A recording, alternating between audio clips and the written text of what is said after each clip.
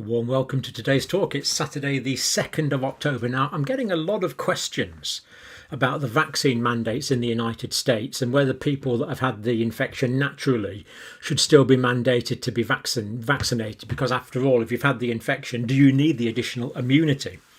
So basically, I'm going to use the evidence to answer that question today. That's kind of the aim of today.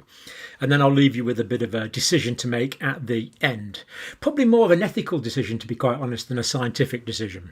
But let's look at the evidence here. So post-vaccine and natural immunity is the question. Now, we know we get immunity after infection, of course, and we know we get immunity after vaccination.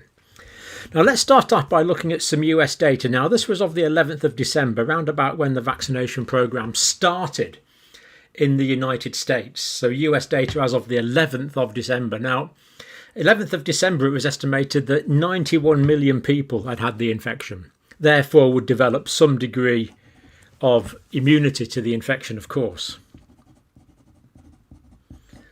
because they have had it. 77 million estimated symptomatic illnesses in the United States, and 3.4 million people had been hospitalised. So that kind of gives you the rough percentages there, doesn't it? We can see about, well, over 4% of people are being hospitalised, and 3/4 of people or more have symptomatic infection from that American data. Now, moving on, US natural infection, February 2020 to May 2021. Now, this is the latest data I can find from the official American sites up to the end of May, but of course that misses out a lot of the Delta surge, so these numbers are going to be lower than the actual figures now, but we'll look at them anyway. So 0 to 17-year-olds, 26.8 million had been infected out of 73 million in the entire demographic. 18 to 49-year-olds, 60.5% had been infected. 50 to 64-year-olds, 20.4% have been infected, and 65 plus 12.3% have been infected. And here we have the percentages of the population. So this is the total number of people in the demographic: 73 million, 138 million, 62 million, 54 million, 65 plus. And this is the total number, over 120 million, or the estimates there are actually about 103 million to about 140 million who'd actually had the infection. They settled on about 120 million out of a total population in the United States of 328 million, based on the 2019 data that is the latest that's available. So 37% of the population had already been infected at that point. And of course, now after the Delta surge, what can we add to that? Can we add 5%? Probably at least. Can we add 10% because of the Delta surge? We don't really know. We don't have the latest data on that yet. But it does show that there was a lot of natural infection in the United States as of the 11th of May, end of May, 2021. Now let's look at the first research paper that sheds light on this. Immunological memory to SARS coronavirus 2 assessed up to 8 months after infection. This is published in the journal Science. Not a huge study. They started off with 254 and they got long-term follow-up on only 51. But it's a peer-reviewed article, so it's worth talking about. Antibodies against SARS coronavirus 2 spike and receptor binding domain declined moderately over 8 months. So the antibodies did go down over the 8-month period of this study, but only moderately. But memory B cells, now the memory B cells is the memory for the cells that actually make the antibodies. So it's the B cells, the B lymphocytes, that actually produce. These are the factories for the antibodies, or the immunoglobulins. They actually produce the antibodies. And if you have a cell that remembers exactly how to make the correct antibody, this can duplicate very, very quickly, preventing future symptomatic infections very often. So memory B cells against SARS coronavirus 2 that make the antibodies for the spike protein at least, increased between 1 month and 8 months after infection. So these actually carried on increasing. Interesting. Increasing.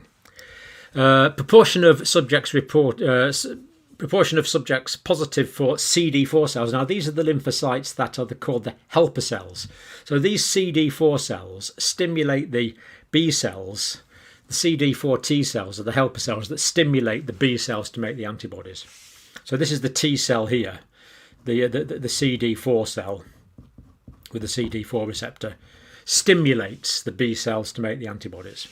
And the proportion of subjects positive for CD4 cells, T cells, remained high at 6 to 8 months after infection. So again, looking pretty good for the longer term immunity here. And they say the different types of immunememory each had distinct kinetics, resulting in a complex interrelationship over time. Now, what the kinetics means here is the kinetics means the way that the human body interacts with the immunity that is being generated. So in other words, they're saying B cells have one characteristic, T cells have another characteristic. And of course, another group of cells, the T CD8 plus cells, the cytotoxic cells, are also very important in this infection because they kill whole infected cells. So what did this study conclude? Well, fairly firm conclusions, really. Substantial immune memory is generated after COVID-19. So they're certainly going down in that camp, aren't they? About 95% of subjects retained immunity at about 6 months after infection, but for longer as well. Is it going to last for 18 months? We don't know yet. And this is important because people get so tied up on the antibodies. And they say this, circulating antibody titers, that's the amount that you titrate, you work out the amount of the antibodies, were not predictive of T memory cells.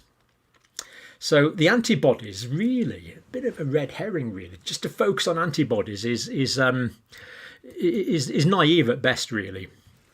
But the Centres for Disease Control are taking a different stance because they want everyone vaccinated, whether they have had the infection or not. And this is where the argument is originating. And of course, it's become politicised in the States. We tend to get right-wing parties that are very strong advocates of natural immunity and allowing people not to be vaccinated if they've had natural immunity. Sometimes the more left-wing advocates in the States are more for vaccinating everyone. It's a pity it's become politicised. But let's see what the Centres for Disease Control is saying. Well, they're still recommending full vaccination for all, and especially with the official approval now of the Pfizer vaccine, this is resulting in the mandates. This is where the vaccine mandates have come from. So basically, a lot of organisations in the States are mandating vaccines now, with government, central government approval. They're mandating vaccines whether someone's had the infection or not. This is the crunch of the debate. And we will come to a conclusion on this. Just hang on a minute. The immune response for vaccine is more predictable, the CDC is saying. That's a direct quote. So basically they're saying natural immunity, well, you might get immunity, you might not get immunity. Vaccine's more predictable. That's what they're saying. We're going to consider if that's true or not. Antibody responses after infection vary widely by individuals. Well, yeah, the antibody responses do. We'll accept that. But does it matter? Does it matter? Given that circulating antibody titers were not predictive of T memory cells. We believe that to be true scientifically from analysing the blood samples. So does this matter? Probably less so than that would intimate. FDA, Administration Centre for Biologics Evaluation Research. Now, I've put the link here. I'll show you in a minute. You can watch the people actually saying this. We do know that that immunity after vaccine is better than immunity after natural infection. Well, I mean, that's on that YouTube video there. I'll show you the link in a minute. I mean, do watch it. But that is a pretty bold statement. They're actually saying that immunity after vaccination is better than immunity after natural infection. Now, that is questionable. That is questionable. In fact, we're going to conclude that it's probably wrong. Not to put too fine a point on it, but that's what FDA was saying just at the end of June, I think this was. Generally, the immunity after natural infection tends to wane after about 90 days. Well, not really, according to this paper here. That is not what this is really saying, I'm afraid. So, again, really quite why they're coming out so strongly for this particular position is rather difficult to justify, as I understand the science. Heck, they probably got better science than me, but if they have, I'm not quite sure what it is. It appears from the literature that natural infection provides immunity. Well, they concede that point, and we agree. But that immunity is seemingly not as strong and may not be as long-lasting as that provided by the vaccines. Well, pretty strong statements, and I don't see that these are consistent with the science, to be quite honest, but that's what they're saying. I mean, just to think of one theoretical point of science, we know that the vaccines are going to produce an immune response against two antigens, in the spike protein and the receptor binding domain, whereas natural infection will produce an immune response in antibodies and memory B cells and memory T cells against 20 different epitopes, 20 different antigens, 20 different proteins that the immune system recognises as being foreign. So quite how they can justify that statement is rather difficult for me to see, actually. I don't quite get that. I think, there you go. Basically, you can see I don't agree with that. Inconsistent with the UK as well, the UK COVID pass guidelines for international travel and such like. Proof of natural immunity, this is a direct quote from the government website. A proof of natural immunity shown by a positive PCR test result for COVID-19 lasting for 180 days after the date of the positive test. So they're saying you're good for 6 months. Basically, they're saying you can be considered to be fully immune for 6 months after natural infection. So we see really clear blue water between the US position and the United Kingdom position here. Next paper, protection of previous SARS coronavirus 2 infection is similar to that of Pfizer vaccine protection, a 3-month nationwide experience from Israel. So this is large-scale whole community data from Israel. Not a study, it's actually, it's okay, it's in this peer-reviewed, not peer-reviewed, sorry, take that back, it's not peer-reviewed, it's a preprint paper, but it comes from Israeli government data, direct from Israeli government data, which is a reliable source, I believe. Vaccination, this is what that paper says, vaccination was highly effective, so preventing infection at that time, 92.8%, protecting against hospitalisation, 94.2%. Severe illness 94.4% and deaths 93.7%. So they're the levels of protection from the vaccine. Now we do know that this is declining now over time, and we do know that these actually decline somewhat over time. So this declines most over time. This declines less, this declines less, and this declines less still. But they are still declining over time, we now know. But let's look at the same time when this data was collected, the protection from prior SARS coronavirus 2 infection. So protection from prior infection. Now this is based on quite a large sample size, about 500,000 people who were infected but not vaccinated. And they estimate that it was that the protection they get against new infection is 94.8. So we see that's higher, a little bit higher than that. So how the CDC can say that this number's higher than that number is inconsistent with the Israeli. That number there is higher than that number is inconsistent with the Israeli data. We see that the protection against infection by the Israeli data is slightly better if you've had the natural infection as opposed to the vaccine, and that's before there was vaccine waning effects. Hospitalisation, 94.1% as opposed to 94.2%, so essentially the same. Okay, the vaccine's 0.1 ahead, but it's basically the same.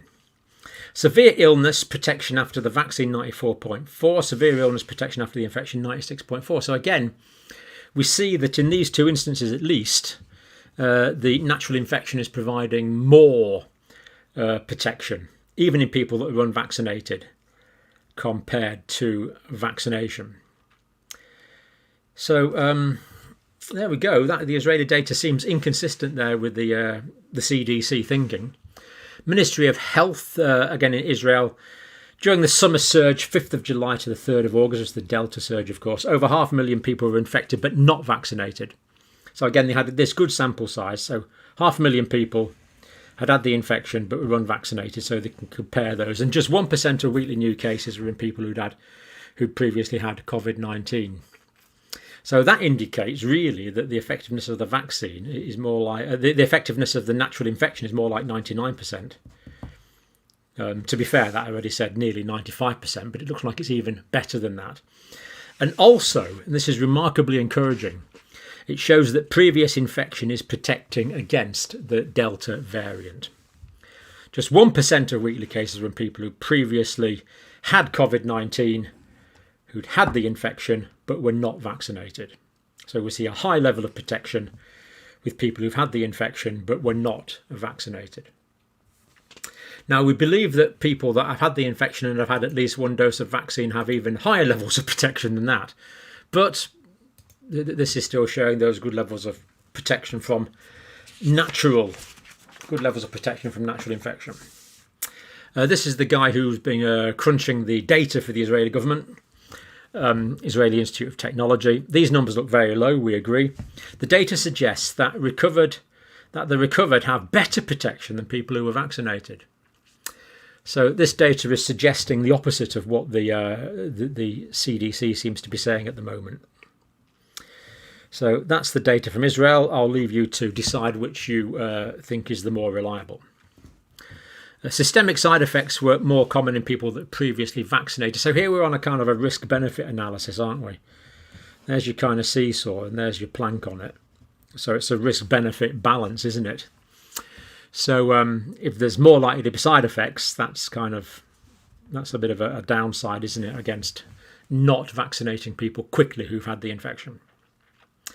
There's a large-scale UK study. In fact, this is based on tens of thousands of people. This is the COVID symptom tracker, the Zoe data, actually. So people who've had the Oxford vaccine, 1.6 times more likely to get a reaction or systemic side effects after the first dose of the Oxford vaccine, but people who've had the Pfizer vaccine, nearly 3 times more likely to get nasty or systemic, not necessarily nasty, but systemic side effects. And people that had been previously infected and then vaccinated, 50% more likely to experience severe side effects that required hospital care. So this data would seem to indicate that giving people 1 or 2 doses of vaccine at least shortly after natural infection is associated with a greater risk. So where does this leave us? I think the debate here is public health strategy versus individualised medicine. So I think the thinking of the FDA and the CDC in the States is they want the whole population to become as immune as possible, and they want the kind of treating everyone the same. Whereas the traditional approach of medicine is to look at people individually. So if you go and see a GP or physician, they'll look at you as an individual, whereas community health people tend to look at populations. And this is the kind of tension we're seeing between that. So ideally, every individual would have a blood test. Every individual will have their antibody levels tested to see if they've had natural infection. Every individual will have their B and T cell levels checked to see if they need a booster dose of vaccine. Then if the B and T immune cells were relatively low, they'd have a booster dose of vaccine. If the B and T immune cells were relatively high, they could postpone having another dose of vaccine. But practically, that is simply not going to happen to over 300 million people in the United States. It is just not going to happen. It's not going to happen to the 64 million or whatever it is, 66 million people who live in the United Kingdom either. It's simply not going to happen. So pragmatically, it seems that governments are saying, well, we need a one-size-fits-all. And I can understand that argument. So you can decide whether that argument is better. It's kind of a utilitarian argument. It's arguing the greatest good for the greatest number. Whereas the individualised bespoke medicine approach would say, well, no, what is right for this particular individual? And let's tailor a bespoke vaccination programme or non-vaccination programme for that particular individual. But given that that's not going to happen, you have to decide which is most appropriate. But the balance of evidence is that people that have had, my conclusion, I've been looking at this most of today, the balance of evidence is that people that have had the natural infection have greater levels of immunity than people who had the vaccine alone versus natural infection alone. People that have had natural infection followed by the vaccine have even higher levels. And we don't know yet, but I predict that people that have had the vaccine followed by natural infection will also have even higher levels of immunity. So there we are.